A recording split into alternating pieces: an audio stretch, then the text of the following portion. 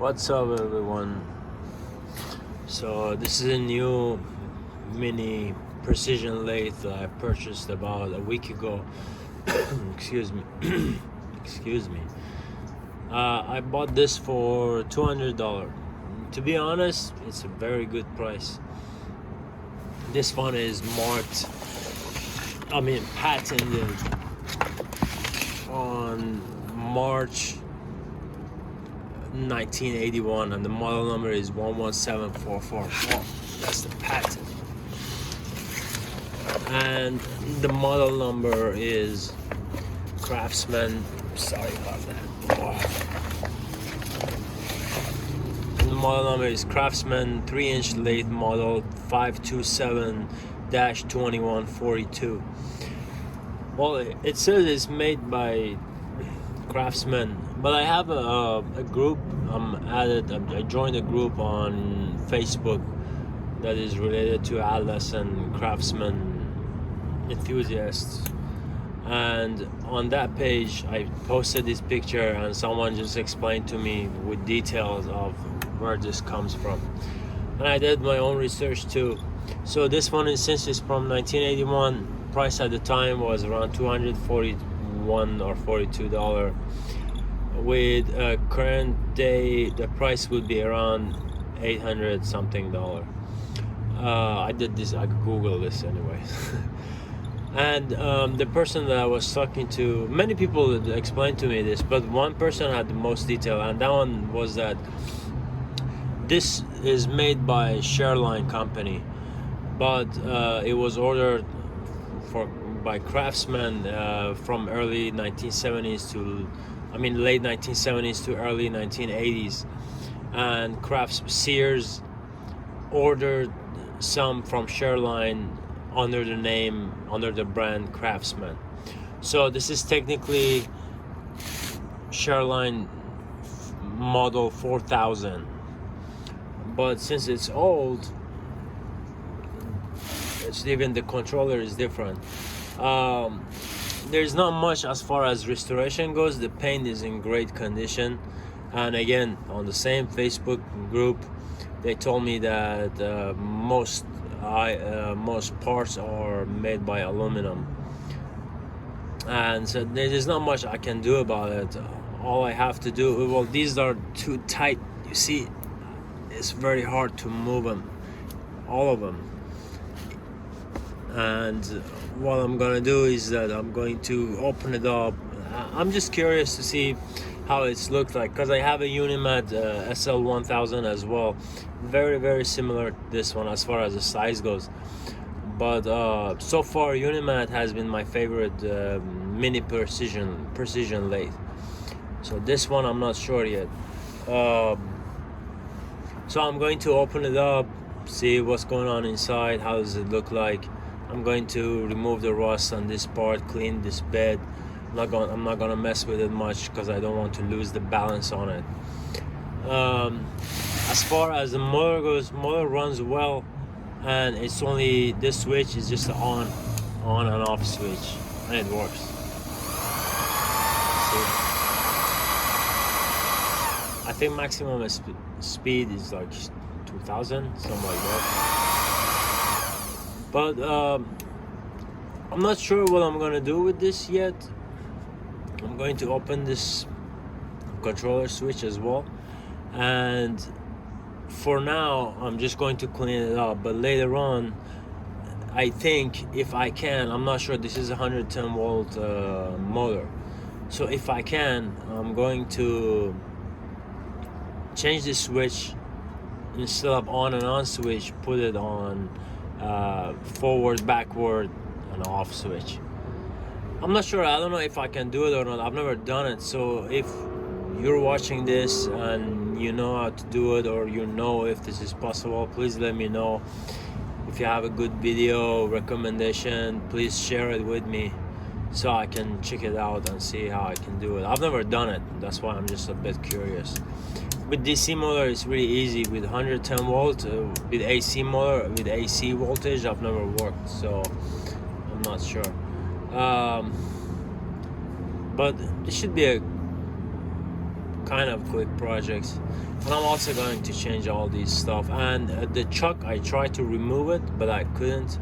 So this means I'm gonna need a lot of WD-40s.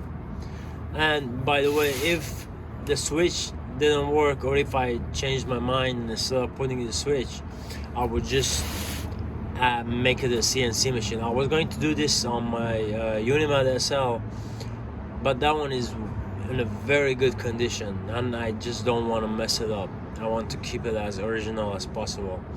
That's my personal mini lathe.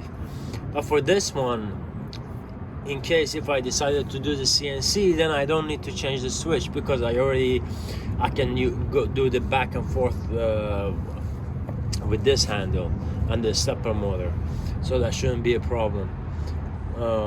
But we'll see. For now, I'm just going to clean it up, open this part up, and see what's going on inside, and I'm definitely gonna make a case for it.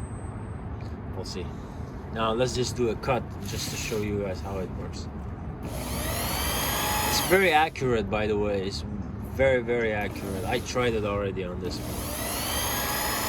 It's just a little hard to move this.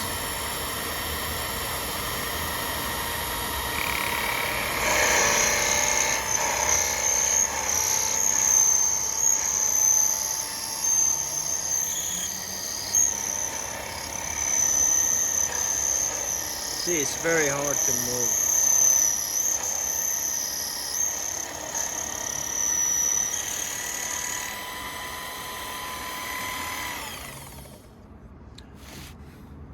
I'm pretty sure I'm not going to do it, but if I do change the AC motor to DC motor, I think I'm gonna have a way, way better result than this. Because as soon as I put pressure on this bar, the motor, I don't know if you could hear it on the video, but it slows down a bit. With DC motor, it will happen, same thing as DC motor, but with DC motor is much more stronger. But I think this DC motor is gonna be about this big. We'll see. And one more thing, it came with one extra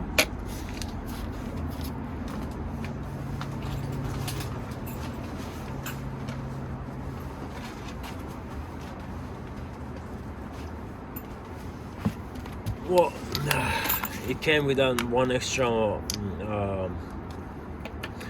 quick change tool post, and also it came with a live center and some flying cutters, but they're not original though, they're made in India. Obviously that's definitely an eBay item. And these things, I don't know what they are. It says 9PTDHS, which is high steel. And this chuck, I can say, I'm not sure. I mean, this chuck could be the original ones, I don't know, but this one is definitely not the original. They just put the empty zero on this. This is not original. Let's see.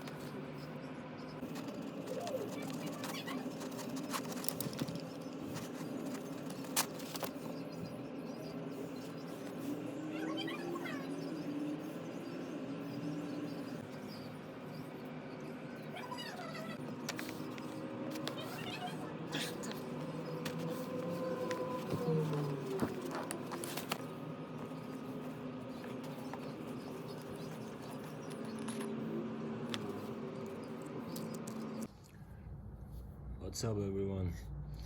So at first I decided not to change the bearings. I still probably won't, I don't know, I'm not sure.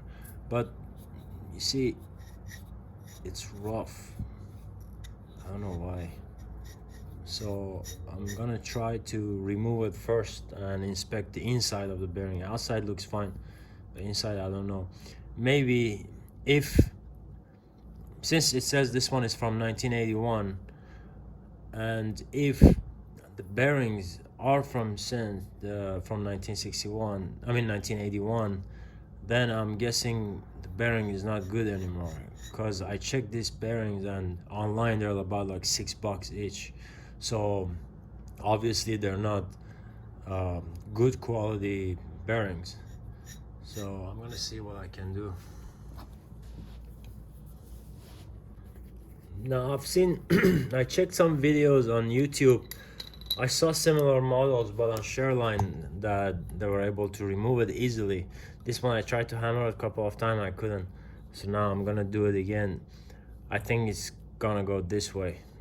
That's how I think it's supposed to be. Let's see.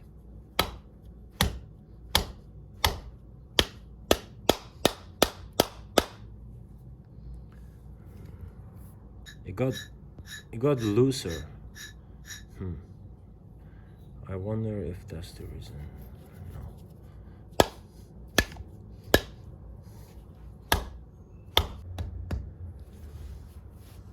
And I don't have a press. I don't know how I'm gonna do it.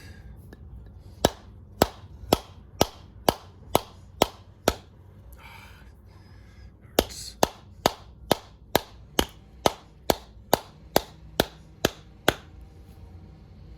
Not even a little bit. It's okay, but not really smooth. And you see all the oil?